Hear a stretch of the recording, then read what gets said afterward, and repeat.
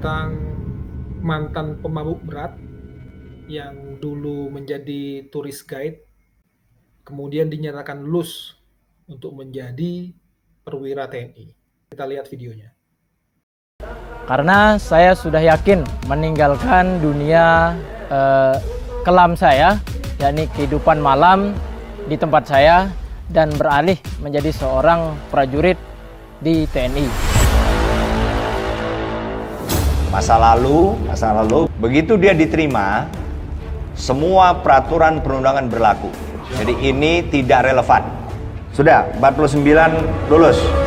Nah, jadi ceritanya kawan satu ini tahun 2016 sampai 2017 sering melaksanakan pesta miras karena yang bersangkutan kerja sebagai tourist guide, melayani turis-turis asing. Jadi menyesuaikan dengan kehidupan turis-turis tersebut. Kalau diajak minum, dia minum. Kalau diajak makan, dia makan. Kalau diajak minum minuman keras pun, dianya minum. Dulu saya bergerak di dunia pariwisata. Seperti diketahui bahwa Lombok terkenal dengan dunia pariwisatanya. Saya belajar dunia pariwisata dari orang-orang di sekeliling saya. Pertama, saya dulu sempat belajar atau tinggal di Gili Trawangan, salah satu gili yang ada di Lombok Utara atau di Pulau Lombok. Seperti diketahui bahwa Gili Trawangan ini adalah suatu pulau, suatu gili yang digunakan untuk liburan, atau peminatnya itu lebih banyak ke anak muda.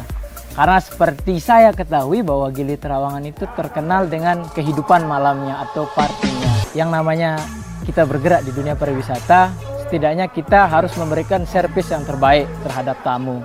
Pada umumnya kebanyakan, tidak semua, kami yang bergerak di dunia pariwisata itu mencoba kehidupan malam tersebut. Mereka mohon maaf kalau minum alkohol itu adalah sesuatu yang biasa mungkin.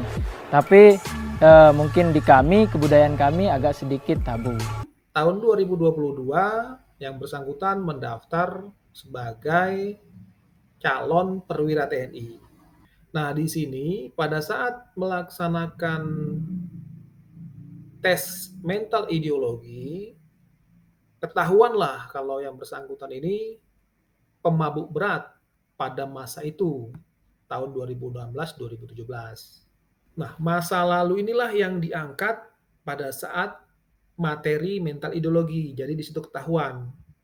Hasil tes itu akan dibawa ke dalam sidang.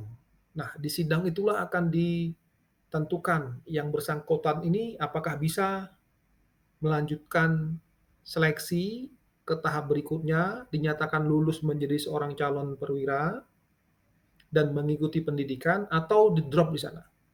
Nomor 48 masuk, kemudian nomor 49 MI-nya kenapa nih? Tidak memenuhi syaratnya, kenapa? MI. Mana? Mental ideologi mana?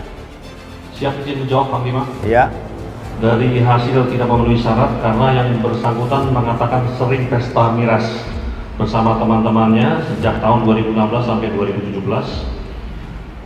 hingga mabuk karena bekerja sebagai tourist guide. Nah, itulah penyebabnya yang bersangkutan tidak memenuhi syarat untuk mental ideologi.